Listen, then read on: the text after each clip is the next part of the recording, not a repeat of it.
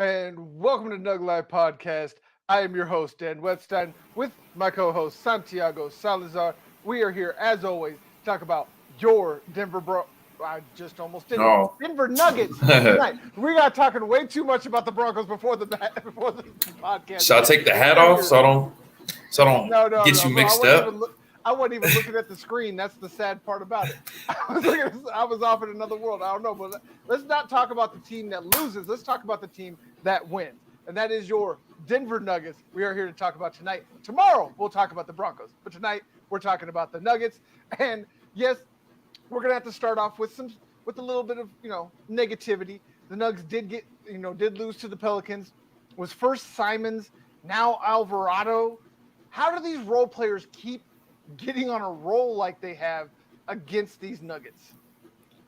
Man, I'm glad out of all the players that the Pelicans could have went off, all of the who the hell this guy is, all those Jordan Poole type of players. Out of all of them that the Pelicans have, I'm kind of glad it was Jose Alvarado, one, because he's Latino, and for two, he has an underdog kind of story. He's a 6 foot undersized kind of player, a little bit like Ish Smith. And to see those guys overachieve and get 38 points in 27 minutes off the bench and just go insane, have one of those out of body experience performances, it's always special to see. Unfortunately, it had to be against the Nuggets. Brandon Ingram didn't play that game, who to me is the Pelicans' best player, all-around player. Zion is probably the most exciting. But when you talk about three-level scorer, number one option, I'm going with BI all day. And with him not being there last Sunday, I thought the Nuggets, should have not ran away with this game because the Pelicans have been playing great basketball as of late. They've been 8-2 in their last 10. They just got done beating the Suns in back-to-back games. The Pelicans are no joke. They're a force to be reckoned with. But when you have a guy like Jose Alvarado come off the bench and do his best Anthony Simons impression and just go insane, it's hard to beat that. And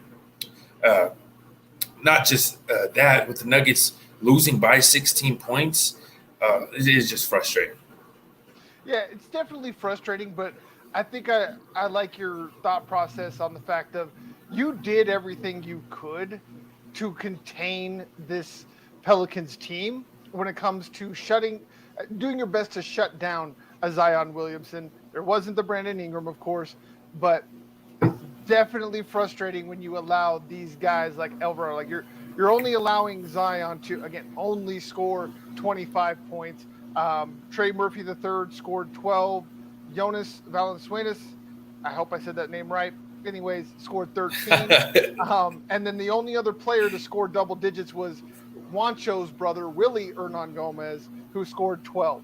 So you did a really good job of containing everybody else, but it seemed like they didn't want to make the transition to maybe doubling an Alvarado, maybe not let him have every open look when the man's on a roll. Like, yeah, you always, coaches always make the determination that if their second best guy or the third best guy goes out there and beats you, you know what, good game.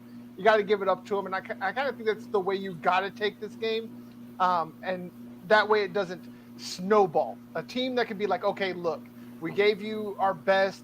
You gave us a little bit better. You beat us on this night and then move on.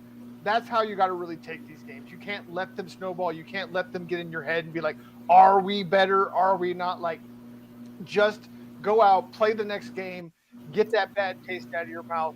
But you got to stop letting role players just go out there and run roughshod. There's got to be some type of an adjustment.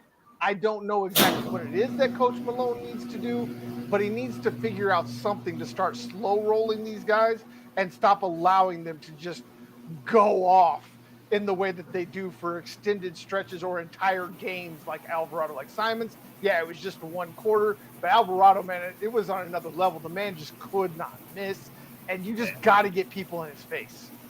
I mean, it was just an explosion of points from the moment he entered in the game. There was a point where he had 14 points and only played 4 minutes. I guess first 4 minutes in the game, he already went off for 14, and he had a nice 3-point stroke. He reminds me of a little bit of a Pat Beverly with the offensive game because you're not 6 foot because you're not You're not in the NBA at 6 foot uh, because you're not a hustler. Obviously, he's willing to do the dirty work. He's a pest on the defensive end. He's undersized, and it's the reason why he's in the NBA. He's willing to get down and dirty and make the defensive effort most players aren't willing to do. And to have him have the offensive game that he has is just a luxury all around. Yeah, a bench player went 8 for 11 from three, while the Nuggets went 8 of 31 as a team from three. The man scored. The man made as many threes as the entire Nuggets roster. Shooting 25% from three also isn't going to get it done. So it was a kind of a mixture of things. It was, and this is something that kind of happens with this Nuggets team. It's when the offense is there, the defense is there. But if the offense is not there, their defense just dries up. And they've got to figure out a way to stop that from happening, because it's the opposite of what you need. When your offense is not going, you got to be able to rely on your defense. It can't be the other way around. Otherwise, you're going to end up in games like this against really good squads where they find a guy that's hot and they just keep feeding him. If you don't adjust, this is the result you get. It's like you said, that 16-point loss. But do you believe that there is enough defense left in this Denver squad to give you some hope that the next round, when they play the Pelicans again, it won't be until next year, but when they do play them again, that it won't be so lopsided? And technically, it'll be next year. How's that? Next year, the calendar 2023. That's next year's in 4 weeks if we want to be truthful, But you like that, don't you? Yeah, I love it. But you have a team that consists of Bruce Brown, Contavious Caldwell-Pope. Say what you want. They've had subpar performance. I'm not saying Bruce Brown, but KCP hasn't lived up to what we want from him. But any given night, these guys can lock down. Now that game against the Pelicans, it didn't go the Nuggets' way. It was a 1:00 start on the road. You can't tell me that the time wasn't a factor. When you look at it, the Nuggets get you out of your routine. I got you. Yeah, and the Nuggets came off that back-to-back with the Rockets, wasn't it? Or was that the I'm trying to think. What was the game before? Back-to-back?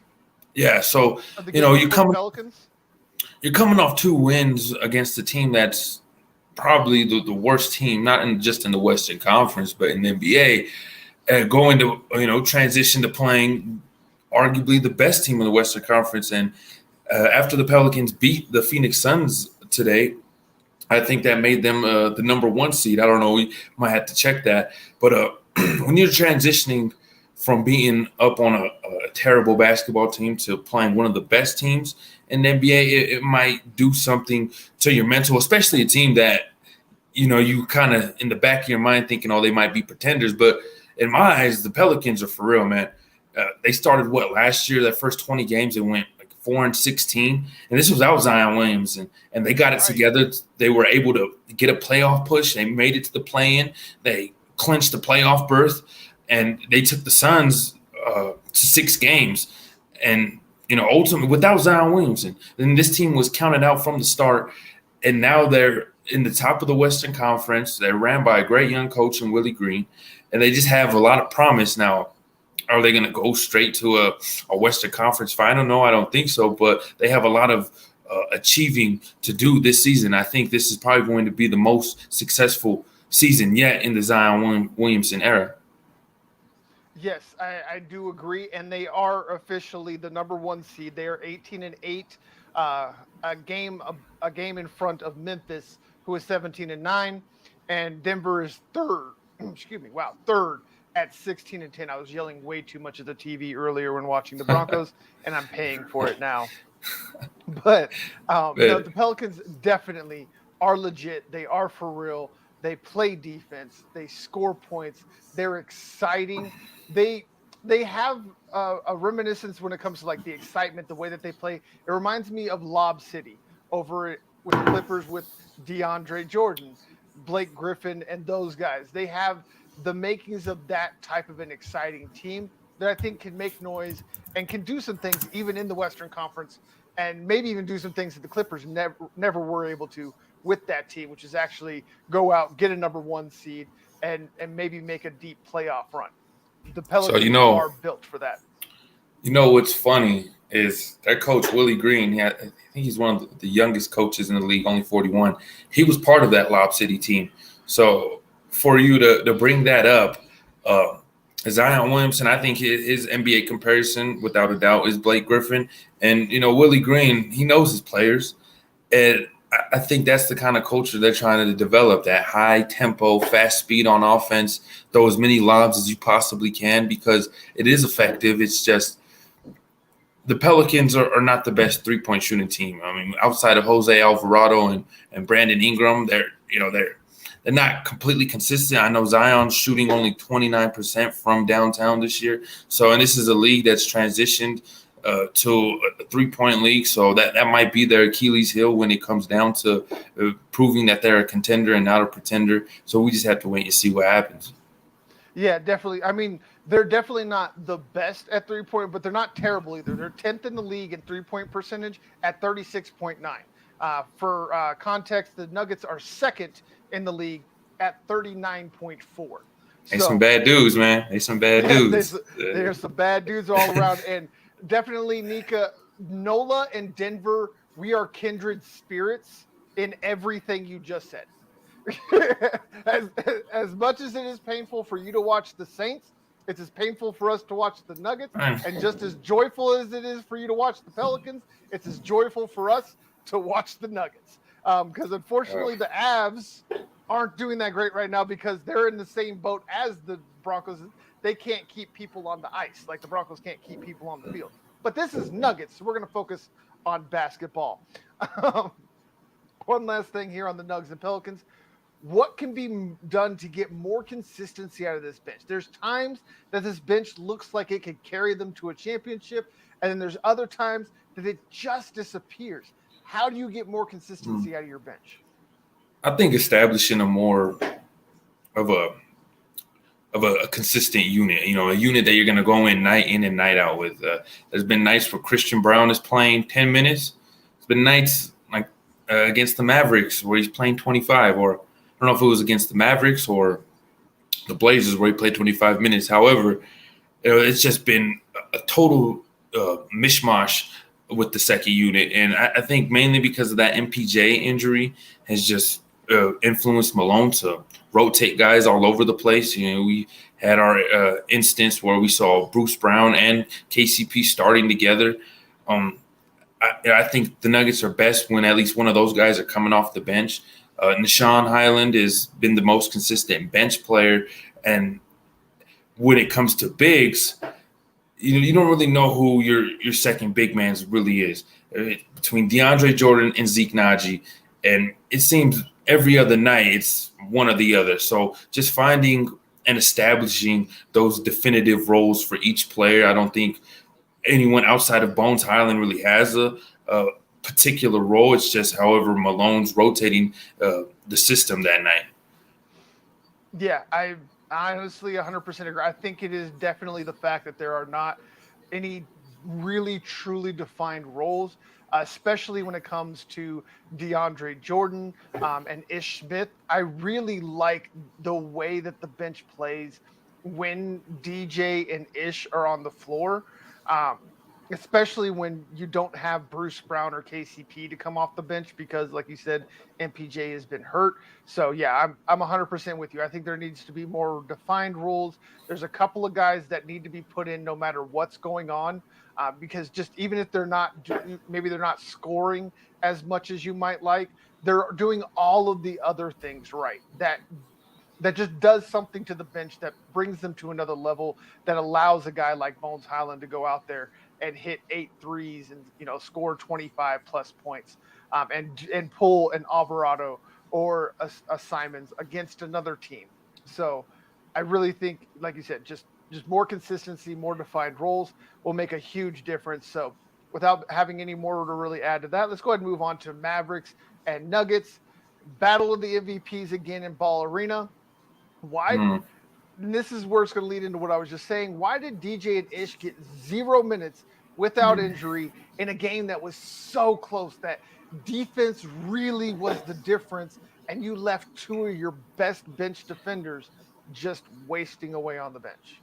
Yeah, that was something that I wouldn't use the word that bothered me, but it was a head scratcher.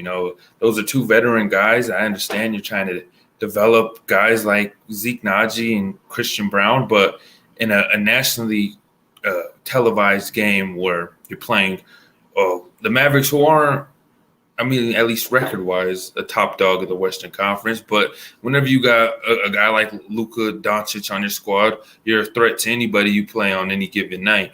And the fact that you don't play your two vet guys who occupy your bench, it's just, like I said, a head scratcher. Don't understand why Malone didn't want to play those guys. I mean, Ish Smith would have been a pest on the defensive end, as he has been in every game he's played. And he's a spark of energy, especially when you got a guy, same with the Jose Alvarado effect. When you got a guy that size going out there making amazing plays, that just is that energy is contagious, and it will spread across the floor and for the rest of the team. So I don't know why Ish Smith isn't an every night type of guy playing. He should be playing 82 games a season. I don't care what anyone says. Ish Smith is arguably, outside of Bones Island, the best player coming off of the bench.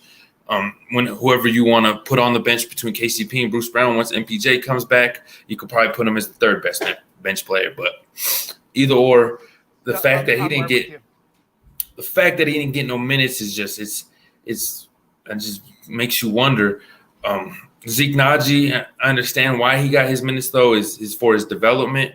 DeAndre Jordan can be a liability on the offensive end, and especially in a game where you're playing the Dallas Mavericks, who are one of the highest offensive efficiency teams, where you want to keep up with them. In a game you only lost 1 point, you can understand why they kind of put the more offensive minded big over, instead of DeAndre Jordan. So I understand that. Just the Ish Smith thing is something I don't understand. Yeah, my thing is that DeAndre Jordan and Ish Smith are each good for at least one extra stop defensively over any of the counterparts that you could put on the court. And in a game that literally one possession, one stop could have changed the entire complexion of the ending, you've got to put those guys out there. Like, I understand they might be veterans. I understand. Like, the only thing I can think of is maybe it was a load management thing.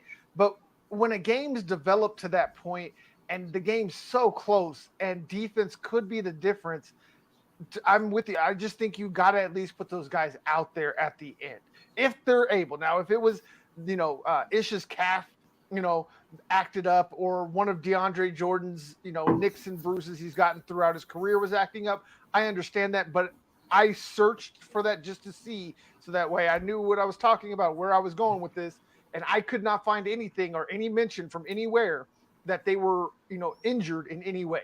So if they're not injured, you have got to get them on the court. I hate to second guess Coach Malone. He always seems to know when to pull the strings at the right time. You can't be perfect.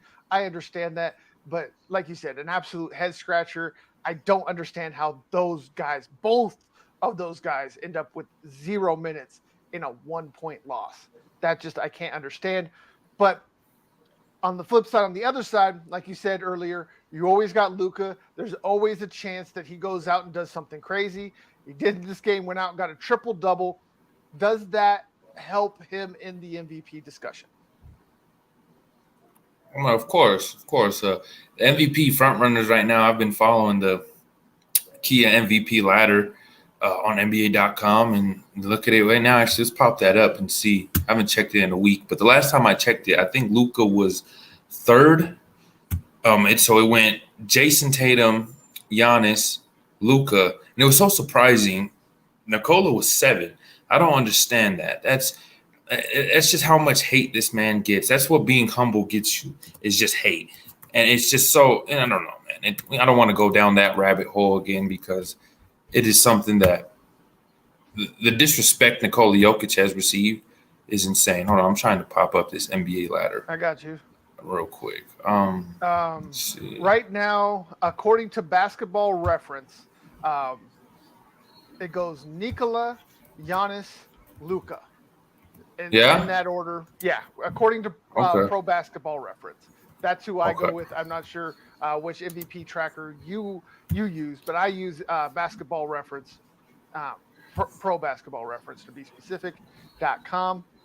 And right now they have Nikola, Giannis, and then Luca. So right now, at least one place, a place that I respect, has Nikola first. I know there are others that have Luca as the front runner because they just don't want to see Nikola get a Yeah. third straight MVP, which I think And is, like you said, disrespectful. If the man is the best player, he's the best player. It doesn't yeah, matter if it's 3 years in a row or 15 years in a row. If he's the that, best player, he's the that's best player. that's what it comes down to, man. Is not wanting to see him get a third straight MVP, and it goes to that narrative as, oh, LeBron didn't get 3 straight MVPs, Giannis didn't get 3 straight MVPs. Well, how come the Joker gets 3 straight MVPs? And it's just dumb, man. It is. It's more of a it's not a participation type of thing.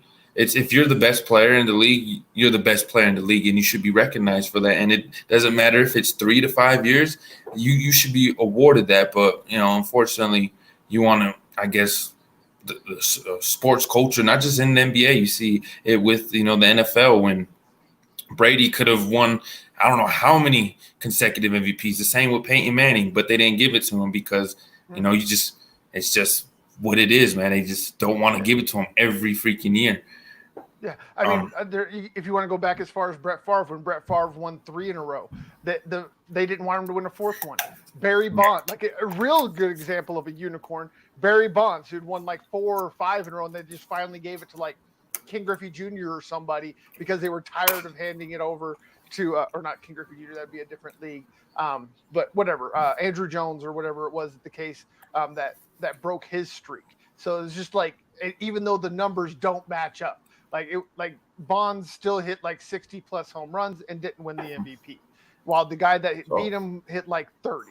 So like there's always those just ridiculous, I don't know, we'll say journalistic choices, because they are the ones that vote on these awards. It is the journalists that cover them, the pro football writers, the pro baseball writers association, etc. Those are the people that vote on these awards. They are not voted on by fans. They're not voted on by players or coaches. It's done by guys like us. And unfortunately, even us, guys like us, will call out guys like us that do this stupidity. It's got to stop. But that's the only way that it stops, is guys like us calling out the other guys for their hypocrisy. It's like, just vote for the best guy. But I do believe Luka is a legit candidate, but I still believe, and I agree with Pro Basketball Reference, that Nikola is the front runner. By all intents and purposes, he is the most valuable player in the league for his team. And his team's good. Like the whole thing is like, oh, the best team in the league. I mean, technically, maybe you could talk about Zion, but he hasn't been consistent enough. Nikola has been the most consistent superstar in the league for the last 4 years, at least. So again, Luka's up, Nikola's still up there. But did Joker falling short of his triple double drop him any for you? No, I mean, of course. How many games ridiculous. It's ridiculous, is it not? How many games has Nikola Jokic had to where he's 2 assists away, 2 rebounds away from another triple double? I mean, that's just regular stuff to him.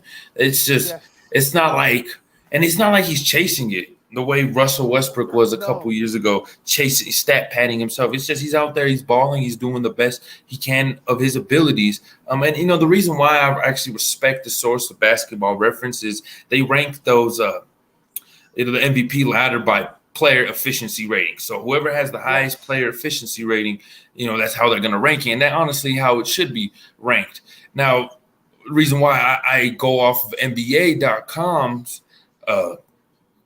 ladder is because it's sites like that, and at the end of the season, they're going to use these kind of sites to really decide who is the MVP. And so what NBA.com has right now, Jason Tatum is the number 1 MVP leader on the key erase MVP And he's ladder. also the odds-on favorite by Vegas. It seems That's crazy. with NBA.com, it seems like they're more worried about the odds makers on Yeah. who is the number one than like you said. And I love that you brought up player efficiency. The Nuggets have probably the two most efficient scorers in the league, and that is the second one. First one's not going to surprise you. That's Nikola Jokic, who's hitting at over 60% from the floor. The other one is Aaron Gordon. The man's hitting over Really? 63%. Man, 63% if you from told the floor. that to not just Uh-oh. Uh-oh, we froze. Did I freeze? Or did he freeze? Did I lose internet? not this Oh, versatile type of we scoring lost you, he's my guy. developed. Yeah, we lost you for almost Oh. everything you just said. Can you hear me now? I can hear you now, but yeah, Can you hear me almost now? all of yeah, I can hear you. Can you hear me? Where did I cut off at? Almost everything you just said, essentially from the beginning. Like, I'm not even joking. Like, everything but the last 5 words we lost. Did I just mime it real quick? No, you just froze straight up, bro. You were just like, Oh, did I have an ugly looking face going on? Or no, it wasn't. It wasn't a terrible freeze. I'll tell you that. It just looked like you were a little bit happy man. and just stuck in that moment. No, I don't know why I did that. Probably because I was on another tab. But yeah, you said the second highest player efficiency rating on the Nuggets is Aaron Gordon, and I was just going off on my ranting. I guess I was yelling at myself or the wall that's right in front of me. But if you were to say Aaron Gordon has a high player efficiency rating, even 2 to 3 years ago on his time with the Orlando Magic, you'd be like, oh, are you talking about another Aaron Gordon? Is there another Aaron Gordon that's joined the league? Because Aaron Gordon's level of play always consisted of just dunks and high flying. It hasn't consisted of this development he's made in the past year of this versatile offensive game. He's knocking down the three. He's hitting these mid-range jump shots. And honestly, it's complemented Nikola Jokic in ways that, we never thought it could when we traded for this guy. Yeah, I agree. And again, I just pulled up the league's leaders and PER. And of course, who is at the absolute top? Nikola Jokic, 32.15 over Anthony Davis, who's at 31.81. That's really just stupid. Yes. AD has that. What? Yeah, AD's right there. That was a little bit of a surprise to me. Aaron Gordon is 23rd in the leagues, which is still pretty good when you consider That's still good. who was all who was all in front of him. I mean, we're talking about the guys in front of him, right in front of him. 22nd league, DeMar DeRozan. 21st in the league, Devin Booker. 20th, Domantas Sabonis. I like that other one better. Porzingis. Devin Booger. I like that one. He is a little booger. I can't stand that guy. He is a booger, isn't Booger. he? Oh my God. And one thing again that us and Nola have in kindred spirits is our hate for the Suns. How about Zion going out there doing a 360 windmill with the game over? How disrespectful was that? I loved it in every way, but it was so petty. I have no hate for the Pelicans. I respect the Pelicans and every level, especially, we lost by them at 16 points. When we play each other, it might be a little bit of competitive trash talk, but at the end, let bygones be bygones. It's nothing compared to the hate we have for the Suns, the Trailblazers, the Utah Jazz. The Suns I can't stand, mainly Devin Booger, because he has that little Kardashian persona all of a sudden because he dated one, I guess. I don't know. Right. I haven't liked him since he was crying at when they had in Toronto, where they kind of had the COVID outbreak a little bit last year. It was for a month or two, and so they canceled the arena, no fans or anything, and it was just the lone mascot trying to distract him at a free throw, and he started complaining about it in his most diva moment in his life. Oh, that was so bad. Bro, come on now.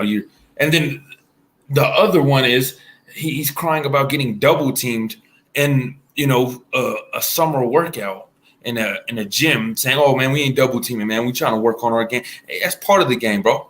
And I love Joakim Noah, who was there, who was playing on the opposite side of him. Hey, bro, that's part of the game.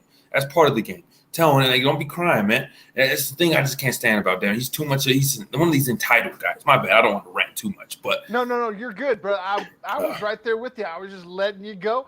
I was not going to step on those toes. I was going to let you just keep going until you were done. But since that dunk fest is over, let's go and let's talk about the absolute back and forth insanity that was the Denver Nuggets versus the Portland Trail Blazers. Blue Arrow came out, did some vintage things, but have the Jazz began their descent back to earth? Have they started to wake up and realize they're not that good? we've known that for probably a week or two. And we all knew it was going to happen sooner or later. The thing about the Jazz is, wait a minute. Hold on, I do that. You got the two games mixed up. Did I just do that? I just did that, didn't I? My bad. I was looking at the freaking rundown and I mixed those both together. Sorry. We could talk about it, but yeah, let's backtrack a little bit. That's on me. I apologize. Let me get us back on track after I just had a train wreck. Hey man, I was winging it. I was winging it for a minute. I was like, screw it. You were a champ. You were a champ, bro. I don't know how you got anything out of that nonsense that I just came out of my mouth. But back on the Nuggets versus Blazers, do we need to start talking about a 3-man game between AG's start to the season and the way that Blue Arrow is starting to turn the corner and Joker just being Joker? And I mean, Nicola's going to be this way for the rest of his career. He's so unique. But the fact that Jamal Murray came out in the most clutch moments when it was Dame time, but we hit snooze on that alarm. Ain't no Dame time over here. And Jamal Murray came with that blue arrow right on target. Left 0.9 seconds, but, screw it. It ain't going to score on. You can have your Damian Lillard, whatever. Give me my Jamal Murray, man, especially a guy who's coming back from an injury that he suffered, and he's coming on a fast pace like this, being this clutch in the clutch moments of the game in a hostile environment, in the same environment where the Nuggets got blown out, no more than a month and a half ago. And that didn't phase him. I mean, did you see that with the way he created separation and hit the step back on a taller Jeremy Grant? Jeremy Grant, I don't know, his wingspan is insane. I mean, we've seen it when his tenure in Denver, and he was able to create separation like that and to knock down the game-winning 3. I mean, the storyline of that game was Jamal Murray completely, and it reminded me of the little back-and-forth battle we had in the bubble with Donovan Mitchell. I don't really recognize that rivalry anymore because Mitchell's not on the Jazz anymore, so it's whatever. The Portland Trailblazers, though, have Damian Lillard. So that's the new rivalry I'm focused on. And now we're tied at 1-1 apiece. We see these guys 2 more times this regular season. Hopefully the Nuggets can close it out the next 2. Both of them are in Denver. Yeah, it's insane to say that the guy that scored 21 was more of a storyline than the guy that scored 40. But that's just the way it is. Like, as every time that Logo Lillard would try and start that clock, like you said, and begin that Dame time, Blue Arrow was right there, just sticking it right in the bullseye every single time. It was one of the greatest back and forth affairs I have ever seen from 2 of the best scorers in the league. This is why you love basketball. These games are why you enjoy the runs, the ups, the downs, the roller coasters, because it's these moments. These moments are the ones that hook you. These are the moments that create new fans. These are the moments that cement lifelong fans. These are the moments that make legacies. And Blue Arrow and Joker and Air Gordon, 3 of the best nicknames and one of the best 3-man games in the league right now, are going out and they are balling. In this game, like I said, Murray scored 21. Jokic still went out there with a double-double, just 1 assist shy of a triple-double with 33, 10, and 9. And then Gordon threw in 20 points, 5 rebounds, and a steal. And Joker even had a block in the game. Like, and that was on, I think, wasn't it? It was Nurkic, wasn't it? On Nurkic, yeah. If I remember, yeah. So Yeah, like, it wasn't they like were he just having. went in there and slapped one away from local Lillard. He went in there against the other biggest guy on the court and got his. Like, there was this 3-man game when it is on its best. I mean, it makes you forget that MPJ is still sitting over there and the team can actually get better. Like, it's scary to think that with how good they were in this game as a 3-man group with Bruce Brown and Contavious Caldwell Pope chipping in here and there, playing defense. It's scary to think that this team can ever get healthy and all 4 of their superstars get hitting on all cylinders. These 121, 120 games will turn into like 140, 115s. It's going to get ugly if it ever happens. And that's all we can do is cross our fingers, hope it happens. But if it don't, I'm happy with the 3-man game that we have right now. It's so impressive with Jamal, though, man, because that game winner was not the only clutch shot he hit. He hit a mid-range fadeaway to the baseline. For a guy who just came off it was an ACL, yeah, his ACL injury, to hit shots like that, I mean, that's just mind-boggling. And it was his clutch shooting that kept the Nuggets in that game. If they didn't make those buckets, if Jamal didn't hit those buckets, that would have been a runaway game for the Portland Trailblazers. They might have ended up winning that game, by 5 or 7 points because you miss those buckets down the stretch. Then, the Blazers go down there, they score theirs, and now with little time on the clock, it forces the Nuggets to have to foul, and the game gets away from them. And Jamal Murray hitting those clutch shots, those back-to-back, that mid-range, and then the game winner essentially with 0.9 seconds left was the reason why the Nuggets stayed in that game and won it. Yes, I absolutely agree. Just riding them. But speaking of riding them, both Joker and Murray logged over 34 minutes in this game. Should the dreaded load management start to become a conversation, or should they just let them play and do their thing? Man, when you're going to face a team that just got done kicking your ass by how many points? By 20 almost that last game. And I think load management is the last thing you want to worry about. You want to go on there, you want to, walk away with the win. And, the great quote in the words of Michael Malone, take that L on the way out. And that's what we gave the Trailblazers. We went in there. We were all about business. It wasn't the prettiest, but we ended up winning the game. It doesn't matter how you win it. They came away with the dub. Outside of the New Orleans Pelicans loss this week, I mean, every game was competitive. The Mavericks game was a 1-point game. The Blazers game was a 1-point game. The Jazz game, I know we'll come talk about, that was pretty close. But in the end, the Nuggets went 2-2 for the week. They should be 3-1. That Mavericks game kind of got away from us. Jamal only scored 11 in that one, but he redeemed himself with that performance in Portland.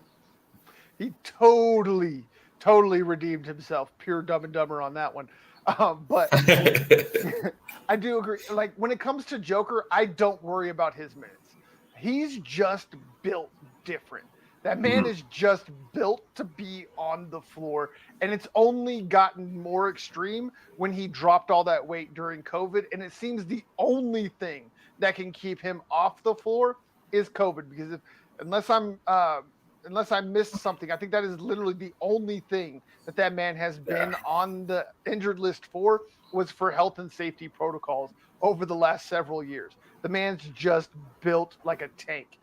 Murray, you might worry a little bit more, but I think the load management at the early part of the season, where we saw him as a healthy scratch in several games, especially in the first month and a half of the season, I think that was done for moments like this. They took a little bit off of his plate early. That way, when things happen like this, and the last time he went off and scored like 19 points in the third and fourth quarter to win a game, like, those moments are where they're going to ride him. And they've done a really good job of like getting him off the floor in blowout losses and blowout wins. So as much as you might worry about a guy like Murray going out there on that new knee ligament and all that for that many minutes, I think the coaching staff has it handled. They're doing a great job, and I'm going to trust them to continue to do a good job in managing their load. So, as you were talking about earlier, there seems to be a bit of a rivalry going on between Jamal Murray and Damian Lillard.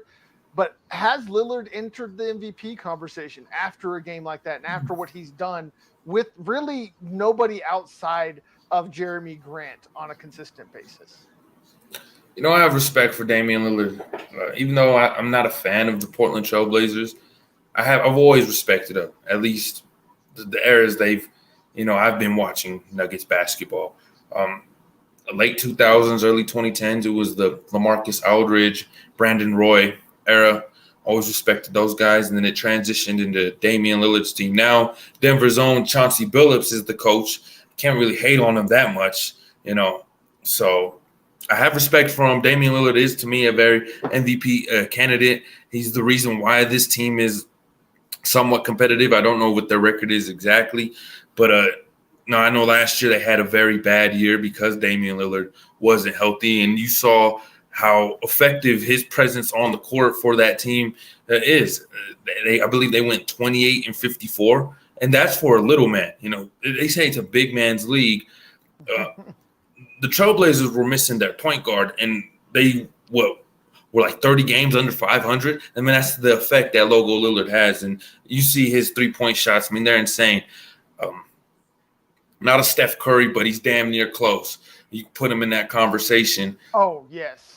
But yeah, especially when it comes to range. Like, he might not make as many as Curry, but he can match Curry when it comes to range. Most definitely. The heat check, something I think he might even have better than Curry is that heat check, because when you get Damian Lillard on, he's not missing, man. It's just like it's something out of this world, bro. And we've seen it. It's special to watch. We've seen it firsthand a couple years ago before Jamal.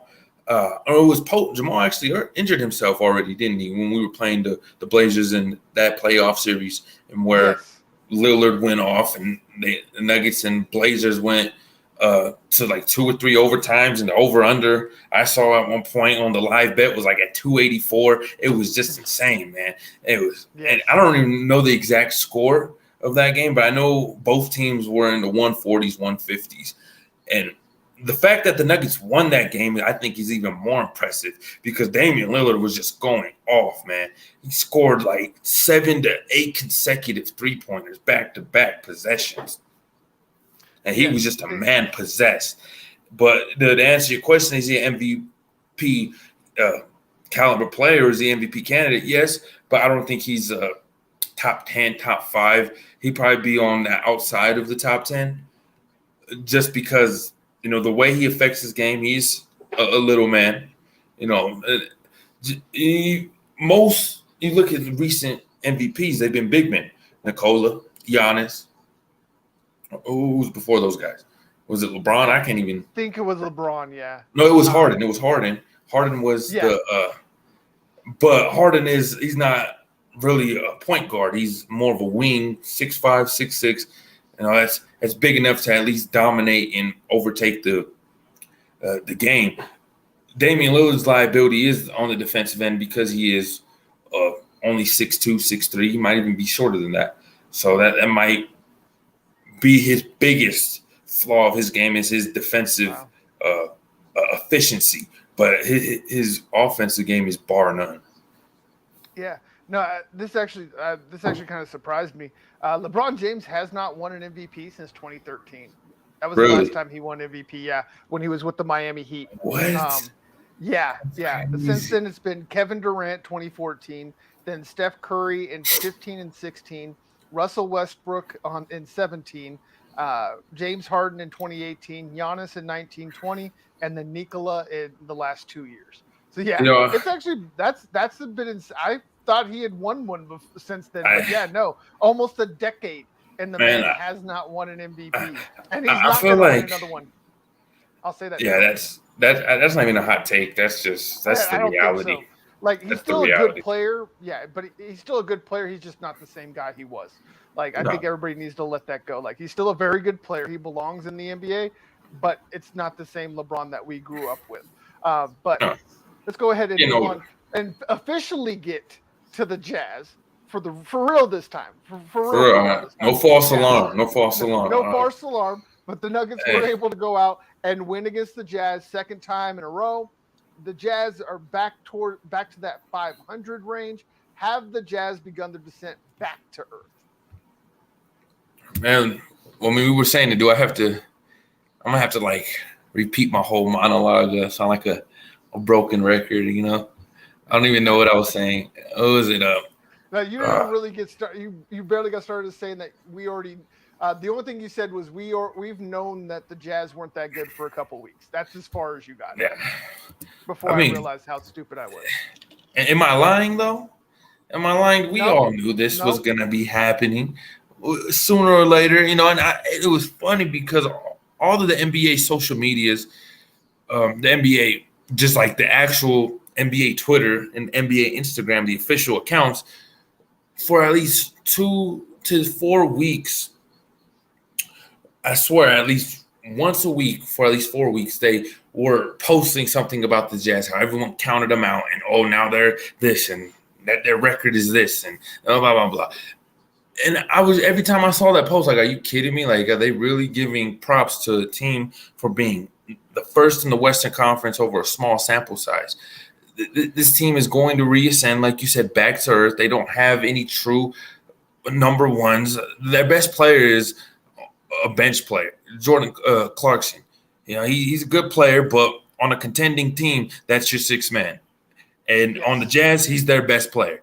I like Lauri Markkanen.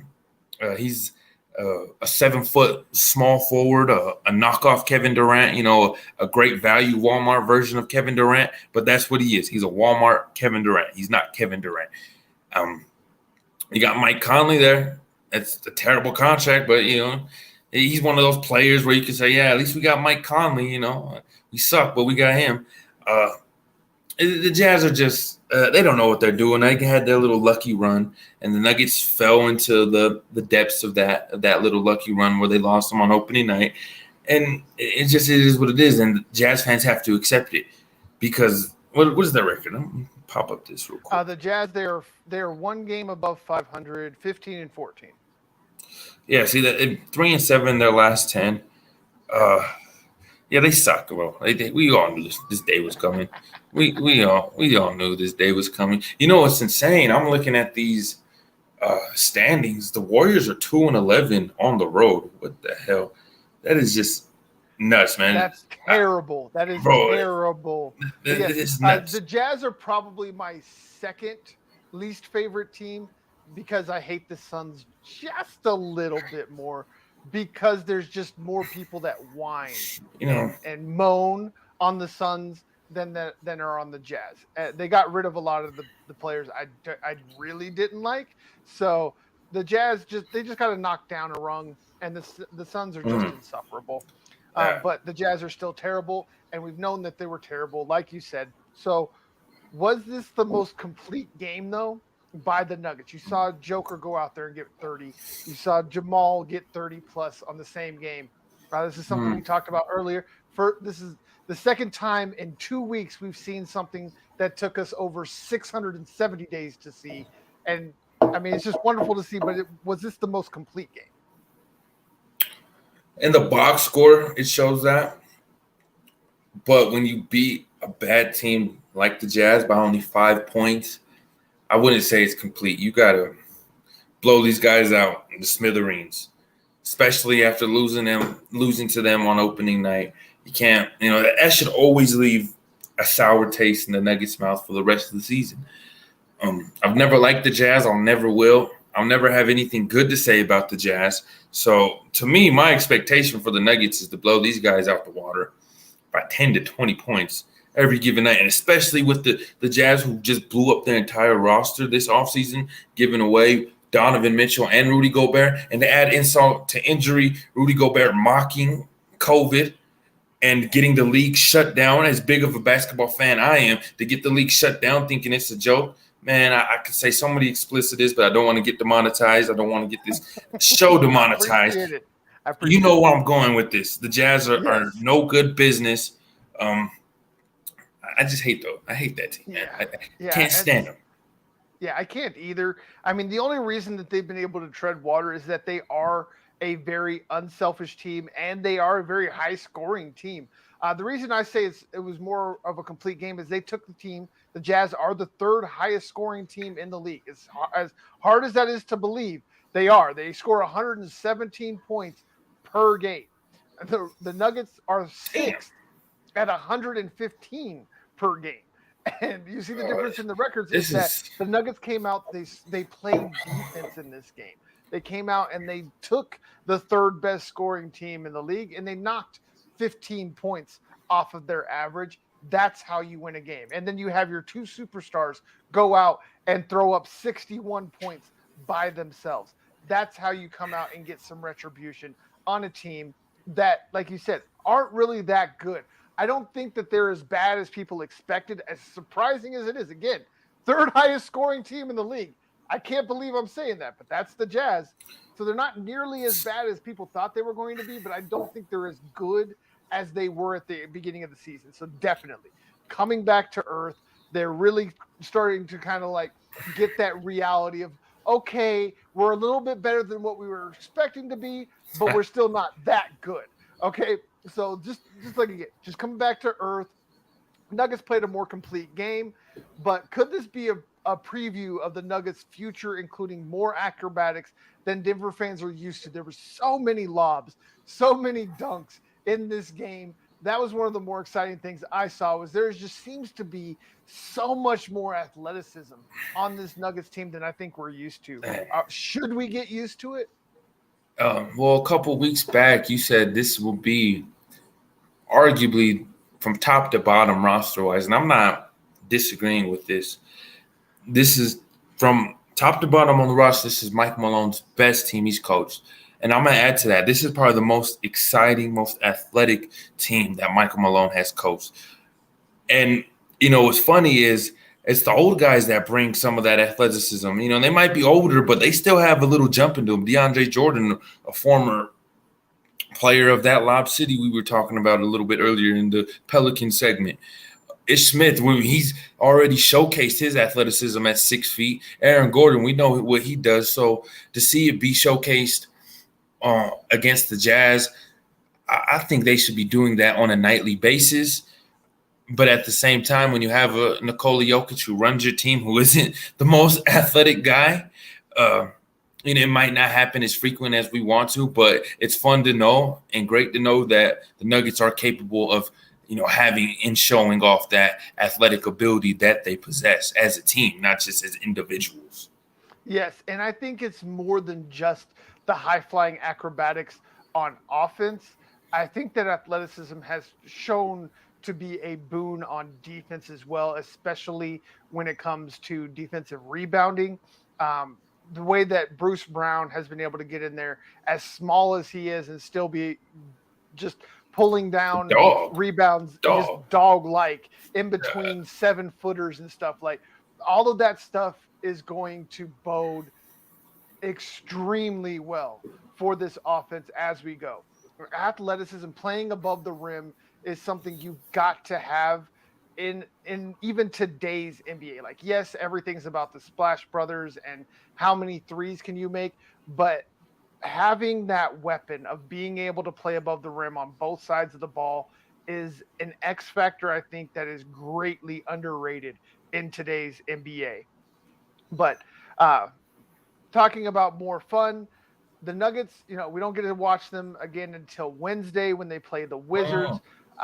And they're playing again. And there's some, you got to see Ish Smith and KCP going up against their old teams. Are Kristaps and Kuzma enough to trap Denver at home, or is this going to be another whopping? Is this in the DC or is it in the Here in Denver? Mile High? It's Mile High, man. Ball Arena. So what's the reaction of Will Barton?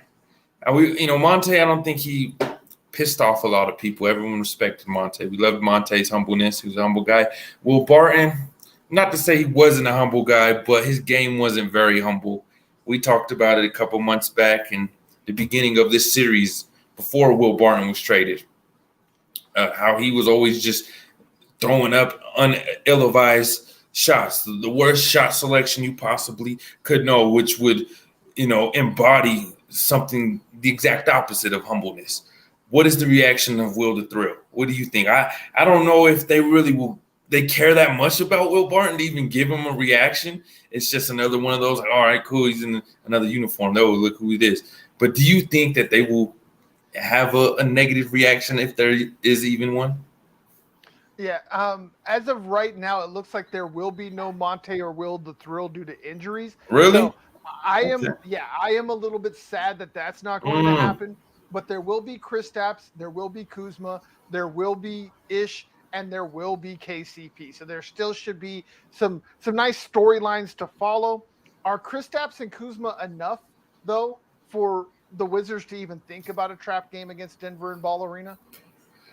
Man, I loved Chris Stops when he first came out. I had so much hype on him, and he had so much promise before that injury, same injury that Jamal had. I don't know if he tore his ACL and MCL, but when you're a 7'3" guy and you tear a ligament in your knee, that's way more I don't care how old you are, young or old.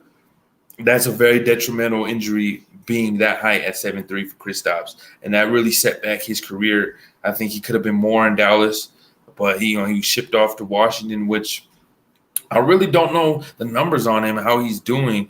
I honestly think Kuzma is probably their best player of what I've been hearing of lately.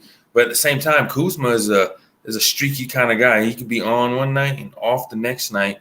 So, when you have Kyle Kuzma and Kristaps Porzingis as your duo, more than likely you're going to be, in for a top 5 pick in the coming up draft.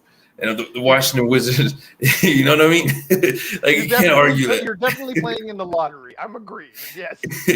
And I'm not knocking those guys. They're in the NBA. They're NBA pros. But at the same time, Kristaps, his injuries have affected his career. It's been a has-been career. What could have been. He was a unicorn. Now he's just another tall guy that shoots threes. You know what tall guys don't shoot threes nowadays. Kyle Kuzma, he was just the odd man out of that Mickey Mouse championship season for the Lakers. And he was the one who got shipped out. I mean, to me, I don't know how the hell Kyle Kuzma sometimes, when he plays, I don't know how he even made it to the NBA because it just looks so, like, it doesn't even look fluid, man. It just looks like a guy who hasn't been in the gym for about at least 5 to 6 months, and he just decided to go pick up a basketball. That's just sometimes. I'm not saying that's what his game resembles all the time, but he has had some flashes and some instances where it's looked like that.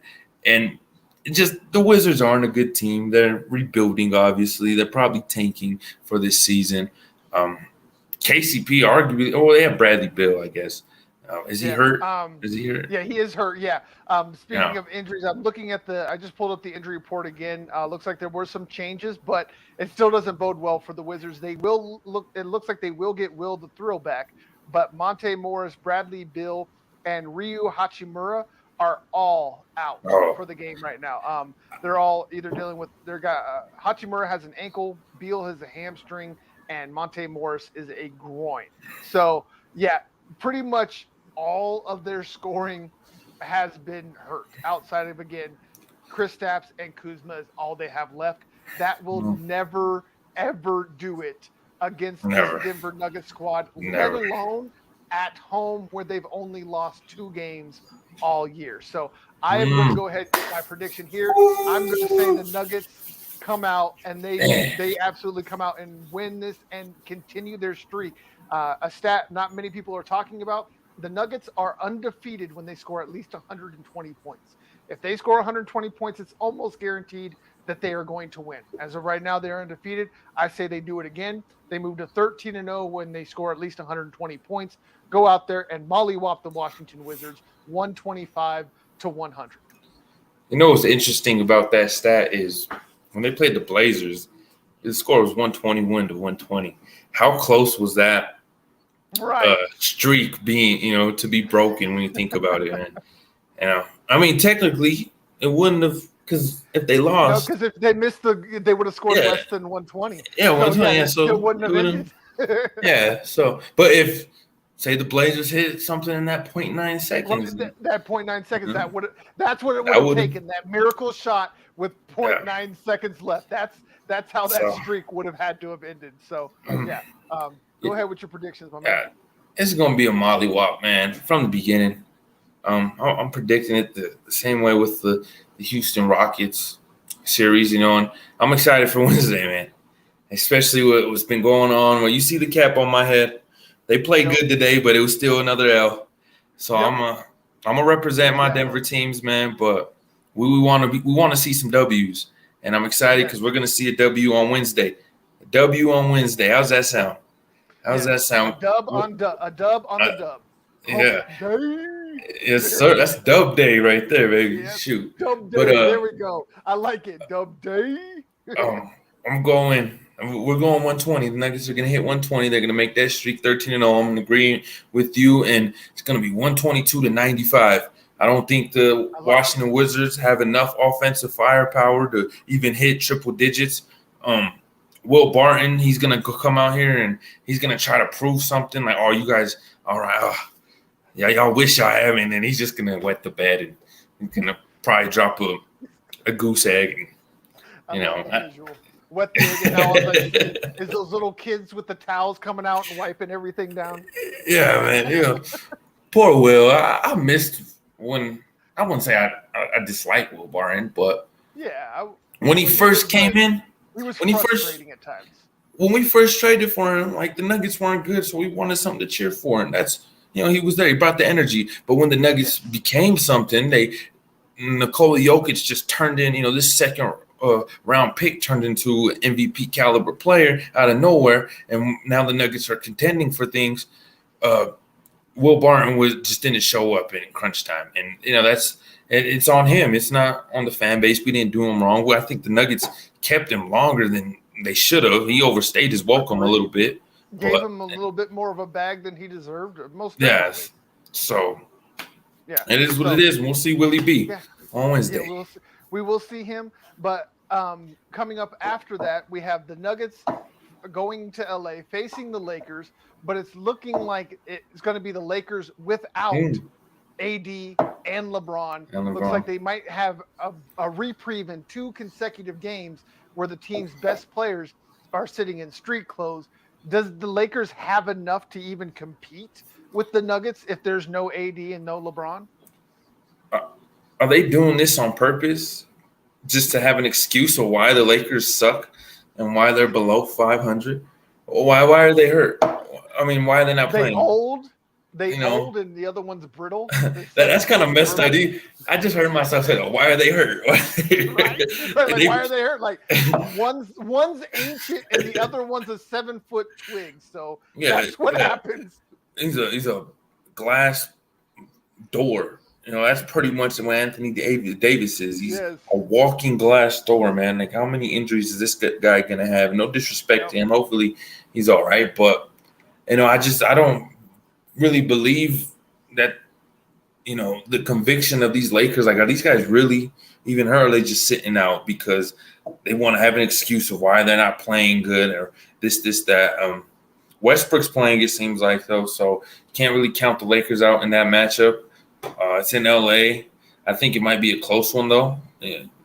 Hostile environment on the road, even though the Nuggets have been an above-average team on the road. I still think the Nuggets walk away with the win, though, unscathed, 110-98. Okay. I think you're giving LeBron and AD less Lakers team a little bit too much credit with that final score. I don't. Even with Westbrook, that team scares me zero against the Nuggets team without AD and LeBron. Like, I don't care. Let AG just go out there and stonewall Westbrook for the entire game, and then let the other guys just go out and have a fun time shooting open threes and dunking on them all game. And I honestly believe this one's going to be even uglier than the Wizards. I see the Nuggets going out and scoring a season high 135 and beating the Lakers 135-98. Like, it's going to be absolutely like, now if LeBron and AD play, I think your score is more realistic. but without AD and without LeBron, it's just going to be an absolutely ugly game for LA fans. And I'm going to enjoy every one of their tears as they cry about why the only reason they lost is because AD and LeBron weren't on the floor. So there's our projections. That is covering every game that has been played and will be played over the next week. In the past week, unless you got something to plug, my guy, I think this is a good place. Just one thing, Go ahead. The Lakers, Pat Bev.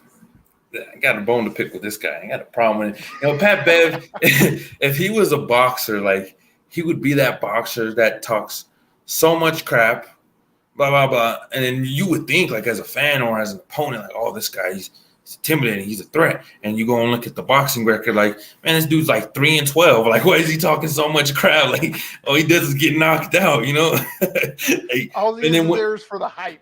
And then once they win something, it's like they've won the Larry O'Brien or something. I don't know. I love the heart. I love the confidence, but I had to get that out there. I'm sorry. But right. And Andy right here. It's the hypocrisy for me when it comes to Pat Bev. Is like you hated Russell Westbrook, you were enemies, you'd never be able to be in the same room together, and now you're his biggest fan. Like, get out my face, bro. He was the fakest fool ever. Like, y'all should have the fight of the year should have been Pat Bev and Russ Westbrook, not Draymond and Poole. And Jordan Poole, yeah. Yeah, that made that's like one of those storylines that makes no sense of how those got flipped. But like you said, I think this is a good place for us to end it here. This is for the Nug Life podcast.